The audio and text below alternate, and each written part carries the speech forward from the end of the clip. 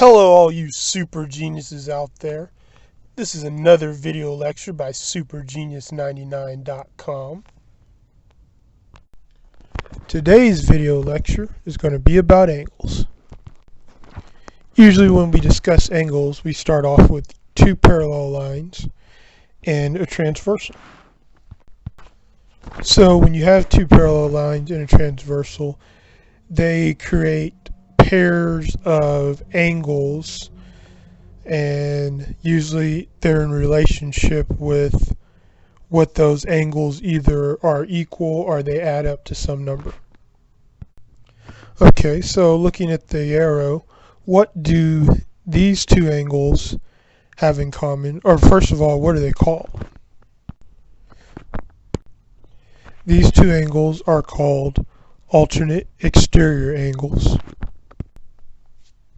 If you think of the two parallel lines as being everything in between the two parallel lines as interior, and everything that's outside the parallel lines is exterior, notice how where the arrow is pointing, it's on the exterior part of the parallel lines, and they alternate sides of the transversal. One is on one side of the transversal, the other is on the other side of the transversal, and their property is alternate exterior angles are equal.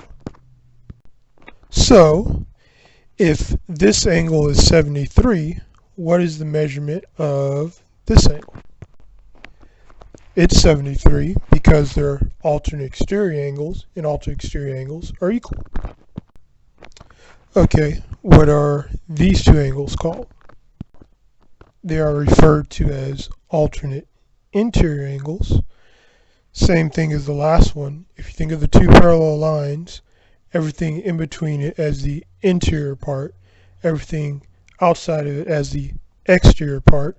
Where the arrows are pointing, they're on the interior part, and they do what? They alternate sides of the transversal, the line that cuts through the two parallel lines. So they are alternate interior angles, and just like the other one, alternate interior angles are equal. So if this angle is 35, what is this angle? It's also 35 because it's alternate interior angles. Moving on, what do these two angles have in common? Or what are the relationship between each other? They are known as vertical angles. Okay, you don't really need parallel lines to have vertical angles. Basically, when two lines intersect, they create two pairs of vertical angles, and vertical angles are equal to each other. For example, if this angle is 22, what is this angle? It's also 22 because it's vertical to the other angle. Next, what is the relationship between these two angles? These two angles are called supplementary angles. And also, you really don't need parallel lines to have supplementary angles. Once again, when two lines intersect, okay, when the sum of those angles are 180, then they are supplementary. The reason why the sum of these angles are 180 is because you have the straight line and the transversal, and these two angles will add up to 180 because all it is cutting through a straight line. Okay, so these are supplementary angles. They add up to 180.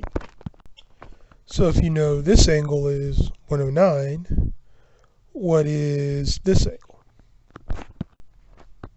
This angle will be 71 because it's 180 minus 109, which will give you 71. And notice if you add up 109 and 71, you get 180. And supplementary angles add up to 180.